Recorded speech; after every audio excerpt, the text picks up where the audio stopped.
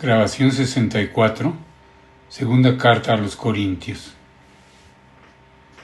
La segunda carta a los Corintios, escrita al terminar el otoño del año 57, unos meses después de la primera, tiene un gran interés en orden a conocer el ministerio de San Pablo y la riqueza de su personalidad, un apasionado de Jesucristo y celoso de sus fieles.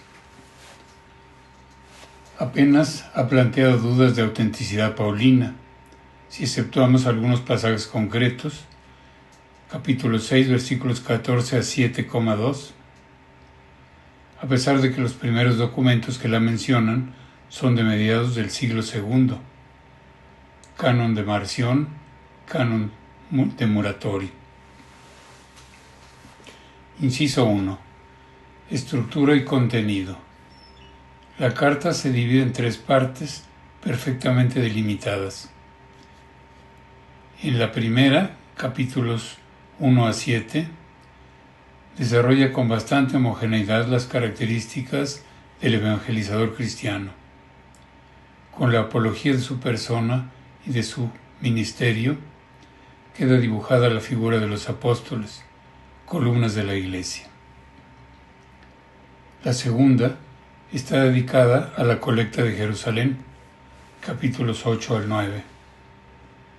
Como había hecho en Corintios 1, San Pablo estimula a estos cristianos más pudientes para que ayuden a los de Jerusalén, que se encontraban en serias dificultades de persecución y penuria. La tercera parte es una apología del apóstol frente a las calumnias de los adversarios, capítulos 10 al 13. San Pablo va deshaciendo una por una las falsedades que inventaban y ofrece a los fieles argumentos más que suficientes para contestar a sus calumniadores. Al final, da instrucciones de cara a su próxima visita a Corinto, que será la tercera y que efectivamente se realizó a principios del año 58. Inciso 2. Ocasión de la carta. El mayor problema tiene que ver con su composición y su unidad. Desde finales del siglo XVIII se viene pensando que se han reunido en un solo escrito diversos fragmentos de la correspondencia del apóstol con los cristianos de Corinto, que debió ser abundante. Así se intenta explicar que en la carta se aborden temas tan dispares y redactados con tonos tan diferentes. Se ha venido hablando hasta de 6 cartas diferentes, correspondientes a otros tantos temas.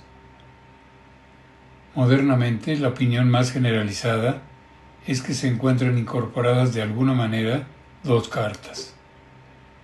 La conocida como la Carta de las Lágrimas, capítulos 10 al 13, confróntese 2,4, en la que el apóstol se enfrenta con dolor, pero con firmeza, a los embaucadores que pretendían deshacer la comunidad que con tanto esfuerzo había formado.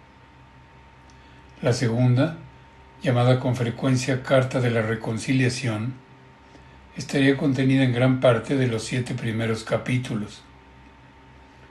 Habría sido escrita después de la anterior, cuando ya habían desaparecido los enemigos de la comunidad. La sección dedicada a la colecta de Jerusalén también se ha partido en 2.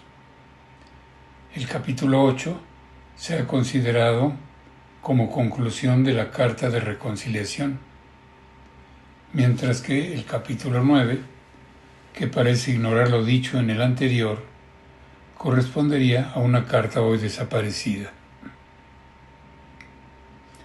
En los últimos años, ante la imposibilidad de trazar con exactitud el proceso de composición, se prefiere estudiar la carta tal como ha llegado, con el convencimiento de que a pesar de haber incorporado fragmentos de diversa procedencia, toda ella pertenece a la misma mano, la del apóstol. El conflicto que subyace en la carta tampoco ha llegado a esclarecerse del todo. Probablemente, durante una visita rápida a Corinto, el apóstol o uno de sus colaboradores fue gravemente ofendido por alguna persona concreta que llegó a ridiculizar su presencia. Sus cartas son duras y fuertes, pero en persona es poca cosa y su palabra no vale nada. Por otra parte, los que llenaban de dolor el corazón de Pablo fueron los falsos maestros. Seguramente un grupo de cristianos judaizantes que llegaron de fuera enseñando doctrinas contrarias al Evangelio verdadero. Quizás se juntaron ambas circunstancias, las ofensas de una persona individual y la actitud de los superapóstoles, que ocasionaron la pena del apóstol y provocaron la apología contenida en la carta. Inciso 3. Enseñanza. El tema central de la carta es el ministerio apostólico, presentado en la primera parte de forma positiva y en la tercera con tonos apologéticos y en ocasiones irónicos frente a las falsedades que algunos propalaban contra San Pablo. En la parte central dedicada a la colecta se subraya el valor religioso y social de la solidaridad con los más necesitados. El ministerio apostólico. Ya en las primeras palabras de saludo de San Pablo, expresa su profunda convicción de ser apóstol de Cristo Jesús por voluntad de Dios. Y más adelante afirma haber recibido su ministerio por la misericordia de Dios. Dios, que le ha llamado, a pesar de su propia flaqueza, le capacita también para llevar a cabo su misión. El apostolado cristiano se presenta como participación en la obra redentora de Cristo. El apóstol es colaborador de Dios, embajador de Cristo, ministro de la reconciliación que Dios llevó a cabo en Cristo. En consecuencia, su misión es predicar fielmente a Cristo, en quien se cumplieron las promesas de Dios, y difundir por todas partes el buen olor de Cristo. Así como la obra redentora de Jesucristo se llevó a cabo a través de su pasión y muerte, así también el apóstol cristiano participa de manera especial en el dolor y en la ingratitud. Esta era la convicción profunda de San Pablo y la fuerza motriz de su vida. De ahí que en varias ocasiones de la carta hable de su propio sufrimiento. Primero, trata de este tema en términos generales, poniendo de manifiesto que Dios permite las tribulaciones de sus apóstoles para que se reconozca que la sobreabundancia del poder es de Dios y que no proviene de nosotros. Más adelante, y hablando ya más en concreto, enumera las tribulaciones que ha sufrido para mostrarse en todo como ministro de Dios. Finalmente, aduce una larga y detallada, aunque seguramente no exhaustiva, de sus propios trabajos y sufrimientos por Cristo. Todo ello se puede condensar en una sola frase: el amor de Cristo nos urge. A esto se añade su desprendimiento al predicar el Evangelio, ya que no busca ningún provecho propio, sino únicamente la gloria de Dios y la salvación de las almas que le han sido encomendadas. Con los fieles le une un amor como el que existe entre padres e hijos.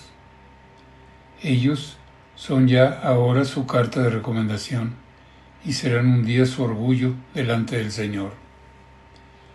Por eso, siente por ellos celos de Dios y no permite que nadie los pervierta.